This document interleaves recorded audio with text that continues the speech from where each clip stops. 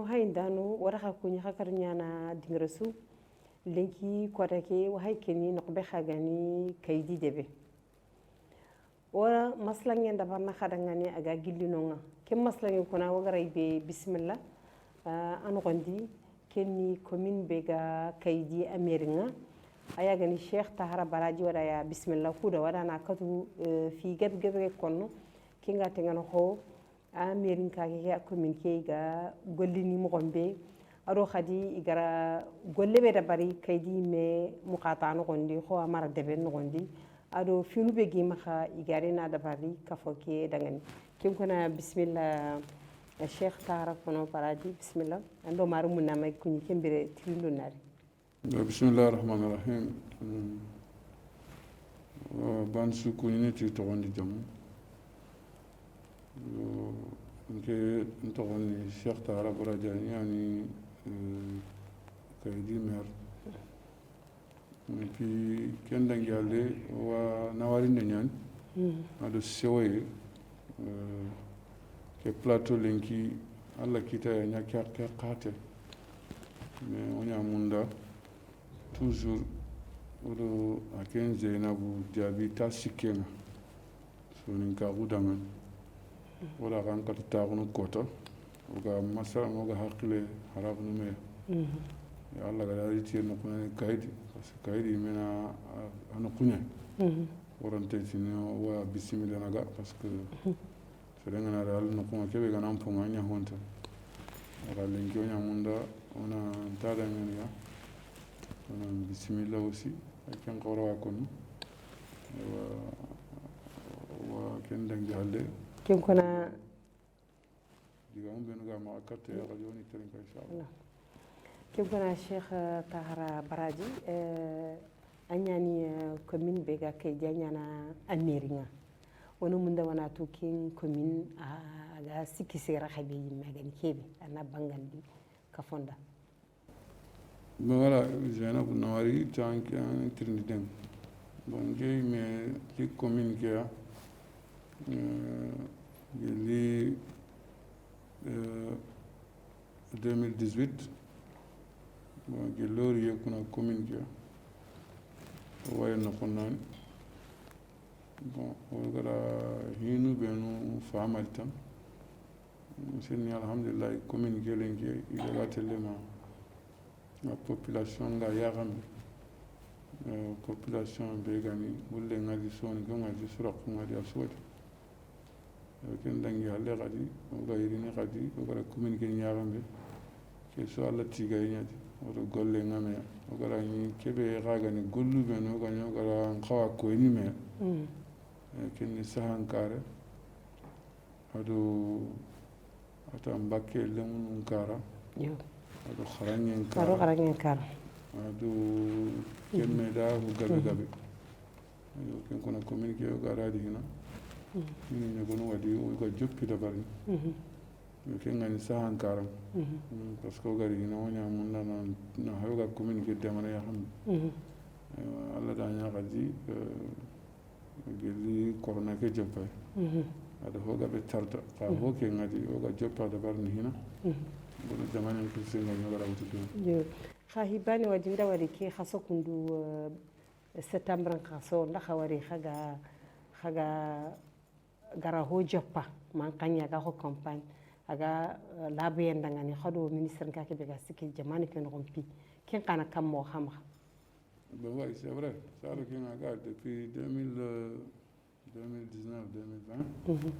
ñu gara tirindu ñu gona da bari ga nyamunda na situation ke be gara ñu o kane re communiqué la situation côté ani no kuna bon ka haysa o wakama o ga kama ya gambe ya parce que ñu gara jamane ke xirte ge ñu ga masala de hinne won koy kayedi sene enkara ino de matay parce que kebe suga jamane ke hal gabenye aga sikido ken qibala di parce que suga ni khalsin kapame depuis 2016 iga hayno ga kahidi qur'an no ke ga ko tenga ngana ro debe di ngana debe ke wari anna ngi debe chennenga basa ngana debe chenne tenga ni anna sur ku ga hayin tikenye ibe ngana debe no ngana debe me gatenyen anna sima ta suna ke mo ya ga ku ga nyoga ko jamana kristen dangan ngada ko ya tira wo tuncin tiken ka agana haw tuncin ti sene ke ga karan يعني خدي وقال له يلومون يقولون قادم أنا يخاف أقول لك أنا هو بقول شماس كده donc fu illa no gadi dinge alla da ya gadi ke corona khari agar ante nyana sene ko ko santa ke nyawtu o priorité ngina o wa kam makuna o asuna warin tisikema ken tabardi han kan ka galla hos de barna wala barna yo kaga no tindi bembe ken ka kara ga yo ko yo sasa tirinde mpay kata lendi jaxon xibaro xo yaxoru surtout yaxoru coopératif xawatu nanti Mauritanie yirgundu ndangi halle a kafonga a société de tunanti yaxorunga i xa i yampun hay kafoke taxande coopératif nu kubenu ga yere yaxorunga xada mani dabari kun qadangan xoy demande donc il mairie il faut qu'on a quoi on a même femme parce que guerrier 2018 gelili Mauritanie gouvernement qui a souhaité mataw c'est vrai que wara waitina suma dabari fa hoken dabarati ya garuku coopérative nun karon ini nyogon wadi ngi en tant que maire ngi me dawari ka kin coopérative nun nyogon ngana sahandire ken dangi halle amadallaga ila coopérative nun nyogon financer yogon wadi da machine kini yogon wadi da demandum kini yogon wadi watello no ngani ina hay akoya serenkara ina moto company kini yogon wadi da gren chogidan o kebe ko tengan tan ke da sikke ken yogon xawadi rawni ga duwala kendi yogon xawadi na activité tanani koy garandi den kara ado kemme xaw ban suga di anga domaine bedi ande mana tiken kara ina siganda ngani na galla ande ma tiken an kan karan kuna gelli gouvernement ke jopay mamadou cheikh khazwani sikke am ministre nunga ban suga di amata ay wurunu do jamane ke batini wa hin nyogon wadi kuna arante tina wareglen sasas fa huani surungan qawa jopana kutege alla na haya ganye men yakhmi khayina kende o joppe ho walla kam maga dabar kutege kuna il faut ko ona hayya gado suna hoga medde mar yakhmi kutege gaga reglen yakhmi coopérative yakhal ku kara pour en question ki bangal gona o sikki day in nyogon khade o da joppa inshallah rabbi aussi modi sugara medde madi ban suga du katon du walla golle gari wallam hom yo asiro monsieur le maire Cheikh Tahara Baraji xawatu nanti qarange ñani husu yimmankinga parce que qarange ngantadi jamani lantay telekani fonnan qayun qadi kunya siki o fursu khumbane battendi qarange kara do lokol lumugu surondinde ado iga qaranga iga qaranga mo sirenga xana mani xa sigira xani mani kendi gana kolle mun qarange kara il faut qu'on attende qu'on mesdames ko ben suga sene mesdames aussi ni ko xasalle muni bo kharanya c'est vrai ni ñogo no wadi ga xili xoy serena tigire menda anti kalle menda tiyunu sikka kan no sella ado école ngana munda aussi an kangandema ani mesikka anna dudema alla nan dem kanu kuno ko kudu lemu ga tele kharayi ganari foko ka dun ko yimma na to lemu ga daga ido himen be gari anna sigida lemu qarani anna hay khali kebe ga tele khara anda ya gan to baka khana hay ga timman din kanu gudi ham donc école kanu gudi c'est vrai i watele khara kha lenki lemu gunda bu kanu gudi gana sa famille no ko gari agana gemu sarane be ga masigide re men qaran aussi kenga khutun bo tumu no wadi wa arway ni khadi lemunu nyogonu kharangen karam ko e kon kanu go arway ni khadi ay yogonu ga yakonu yagambe anay kon kanu go ga tawra gonti maga walla yogonu wadi ma serebe hana ganari anna tawra gita kin chuwani iga kamma iga munda o ga hayne khadi mena ko hankan karam ken qaga regle ne yagambe sino kharange ki karan ki asugo lenki réforme ke joppaye iwa golle xoore kamma noxondi xaye tan lenki da joppa ton ana ñeme lenki parce que kebe gara ño kane lenki kenni sino njatini wona ken bugo kamma aranta ñana sine bane aranta sino hili mais nda sima gouvernement ke xa ida kelli programme di iga kamma iga hayni xarangen karanga tel yaxami mais sere sugadi a lemmunga xarangen kara ñelenki a ñimenan sigida lemmun xarangen waya ngana sigiday kuttege kuna an kan karan ka yan ka hos dabarni iga na hay gallawai saran ku demana yaxambe lemnu ku xarangen kara adigana hay concours be kita pour iga katno golna iga golna donc na kaydi meringa hakumin de kaydi hawatunanti ku sino hili dangi to gelli 2020 kala khasobe gani mars na utu gelli 2021 pandémie ri dunasu da man toro kita kendi o jamane ki khadi khal taqen kita gorgol wilaya khaga kaydi debe khadi kendi khal taqen kita bari wagana hay kaydi ado Sénégal yen dingini hange ki bani andi hata bakame kha commune ke ada kan sigara khawtu kuraga katnu kafoke yare munyini katta wateke ado vaccination ki khagari haqadi be khana mani rôle jouer king bon au niveau de commune Gorgol ko wa ginge no do Sénégal no ko lenki wana to munya ko no merza Sénégal ko men ga hanni gara ko surtout ha ga man yiben ga tani la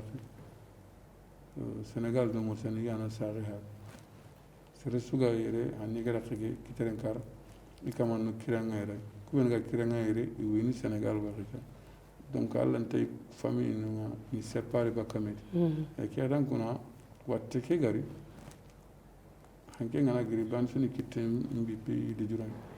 bonen suda ko nanti na gingu ko tere wona to hino ngatel yaram alhamdulillah rabbil alamin watte ke joppaye aga joppeti de bu benuga kayri wati parce que kunyo gara kan kitayre mais alla do sutura ngati ala ni gadi situation ke alhamdulillah lenki da maîtriser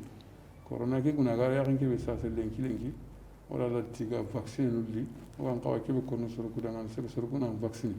kutte ke alla na surun tangan ka ke tan ke sere ni me gana du tanga hin ni ke ngani sene kara wala ke bagati be gadi khagonya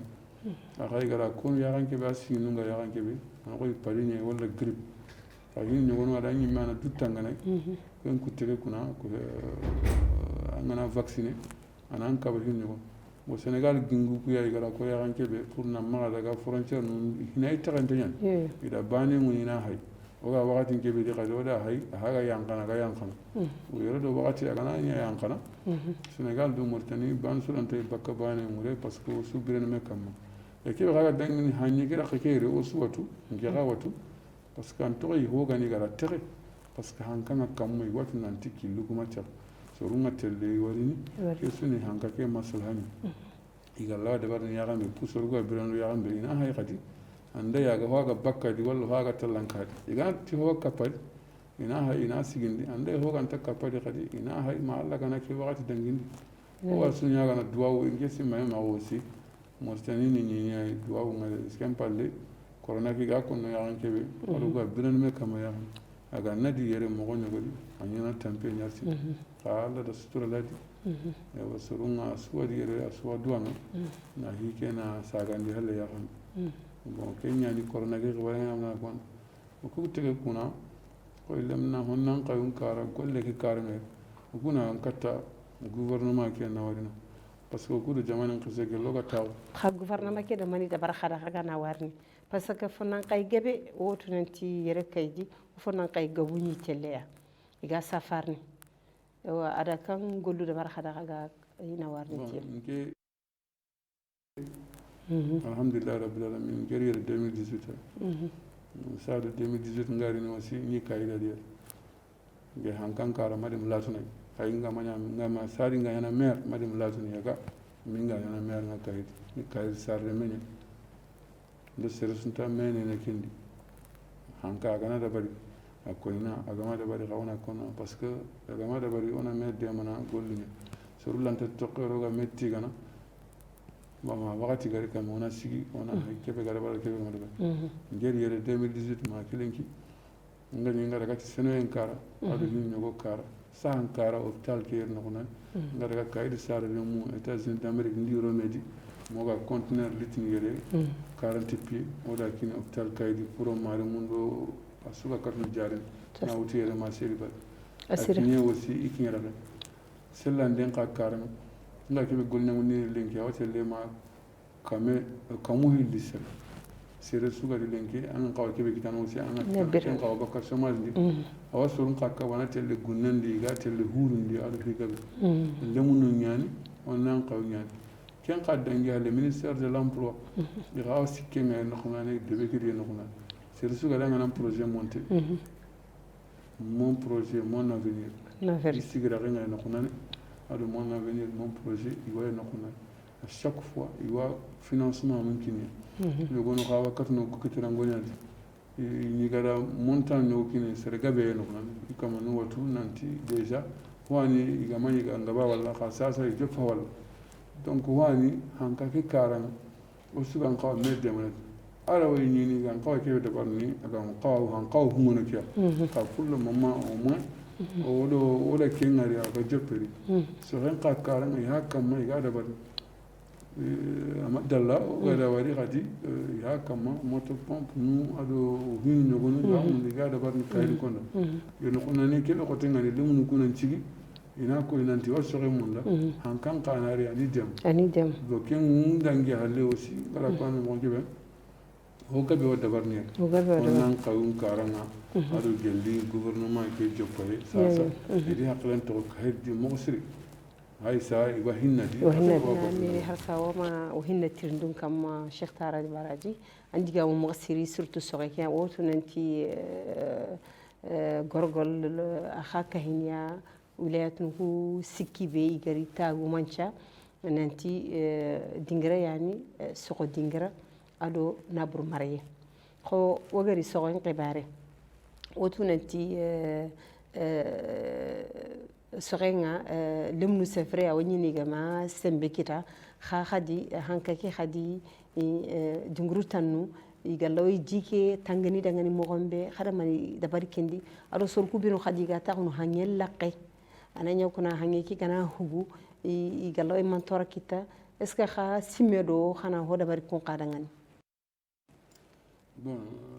nawari zainabu de toute façon kaydi yarambe sino dangin to ko ado sasa c'est vrai que changement gabe wat bon yere chance be ko mara PPG no mara PPG2 ati kaydi ni jamane biani kebe gani soren karan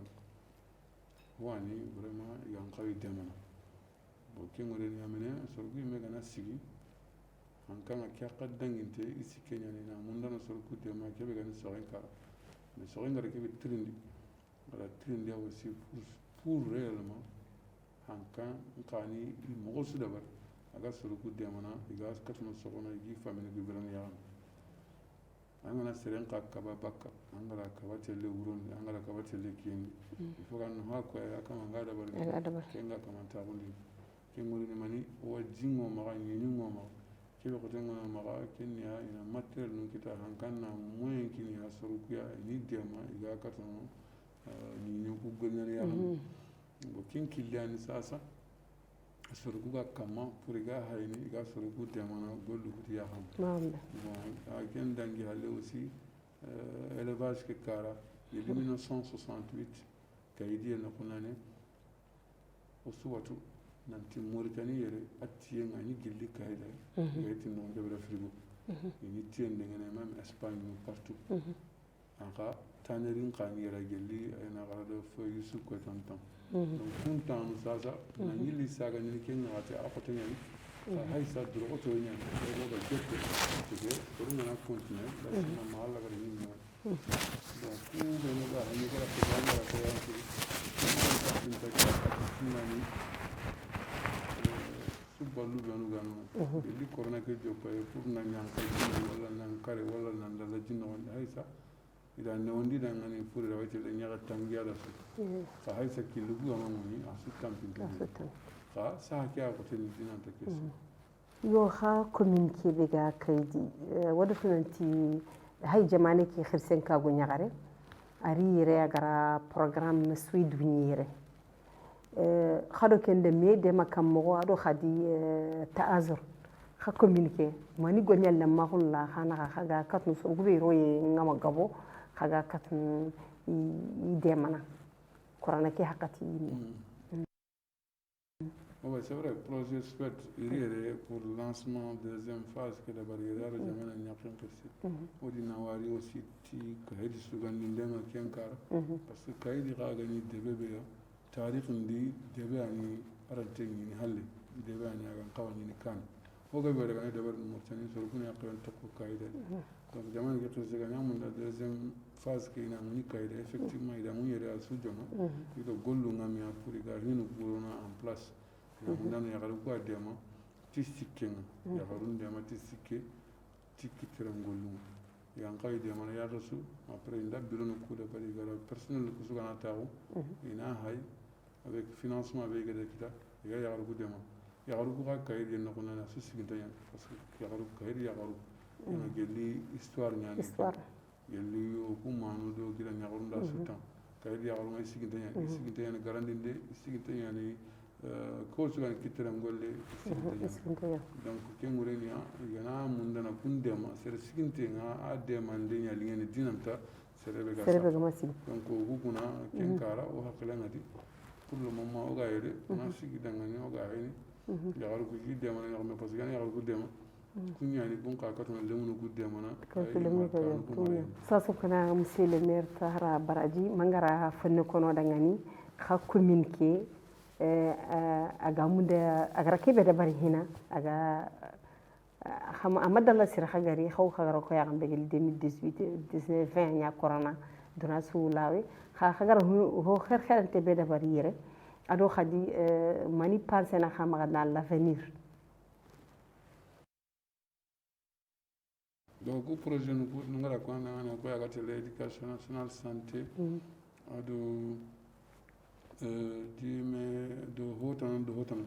au commune honnêtement, l'Ori 2018, on a une année d'observation, on a la côte bien communiqué, on a une année d'observation, on a un programme on a un voyage, on a parce que on a une situation, on a un corona corona ke gara sere su tampindi commune nukani parce que commune nuku ina faamu nanti oku o kana mundo go wos dabarni fo kana mbugu saka ke no hotel ku khalsin tadi ga kimna mais ku taxe num bakka mairie taxe num bakka saka no do ngane ku indam buri sasa wandam mari munya kan corona li alla tayi ni sasa linki annari sere anda kada kaba sama 20h le ngana kare ala kan tenya ni no kun tante yani alla tayi na anga ken kama anga force ni woni kha odi soro bu amene tan o ga hayni ya gambe ane khadi o ma sere su tampini wakati ko tenya ni sorun tante yani tabaka wala taxi ni woni wadi orante ti no wa futun bakki kama no ma parce que sorun taktana nambu kawala jamane palle soron ka gonya domi mo gonya wadi sasa voyage ntel ka gouvernement mauritanien ke i hawo de mana parce que ngara ko mo jobe ngana ngaran ciginte ngani wala nga demande i harina inande alhamdulillah rabbil alamin jamane ke christian o gana mo gonya ko koy awo terin kana alhamdulillah parce que ni mena to anke ka kebe kon in no wadi ngara nin kanere aga taga nyindi ya ga me kam ma isa on tenya gani in yo ngana mun na da bari kayri ra khotuna alhamdulillah linki quand même c'est su gari kayri di Allah ti gani ani wa saranu ko wi sunna wala do su duwa kayri ke ngal linki sanen karan alhamdulillah ka gol nyan karan wa kamo hilli sere wa gol nyan linki ki Allah do de ma gadi ngi yo ga daga nokshat pour communiquer parce que tawra ko nyogon wadi jinyan ci kay xaxu ke o do projet lonage ay kenka nawarinde ñaan mamadou bilal ti gouvernement na wutuno man na yanka ministre de l'hydraulique carte directeur général de l'onage course sigi ido de may da kay base mu ñen ko nan na citer nu na atikini pour gana ngi no ko na xaxu pour inondation nu wala no ko be no ma la ñaga jingana to sikkadi o katuna bakkadi ado gollu ñogonu kadi go akkena di koy ñagamu ku kara o katuna me demana jagam kesuni sikke ñatan o gana sigi o gana kittunkine me o gara me demana population ki raga no dema gollu gudi shukran monsieur le maire hassati winduma docteur tara baraji anda gouvernement qibarin ko nanti gouvernement ngana khaddema anda ngani Mauritanie gouvernement ada wilaya gorgol ado kaydi ada sagundi kan sagarxe ana maxa kala xellinki angana laha atunu bon de toute façon ngara ko no mo ngi be masalan tandi dana ngi nyamer ngalengi xa ngi gelli sadi ngana mer madame latuno Mauritanie gouvernement ngor ñan kan bo kaydi no kunane wakati no ñanta ban haqqatiri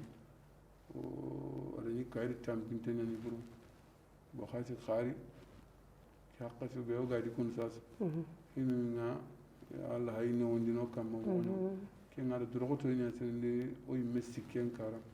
ado kayri sarne mun nan cigi o wana sigi ban su an xaw sikira be ana sigi no ona koy gadi nan to sigi to ñani hankan kanatu nanti gadi o da meraga surtout ken côté gadi côté ani il faut kanya côté important on a meraga on a saxume on a hayo ga kaydi wala go jamane ke go nyana ya on ti may maga gouvernement genge mission be gari ni yerde be lenki lenki iga sikki kay dangana hin nyogono soren kara ado asusu tu kara ko to suirina ko to so kudi tawna ko to so di masalana كيتان كنا هو أنا أنا جبت أنا يقوم بنا غادي إن شاء الله ربي. كم كنا أنتقد لنا أخذتك هنا دكتور ديامي بجمعها كيدي كمين دعاني أرو كيدي مقارا ديامي بجمعها ولا كتير.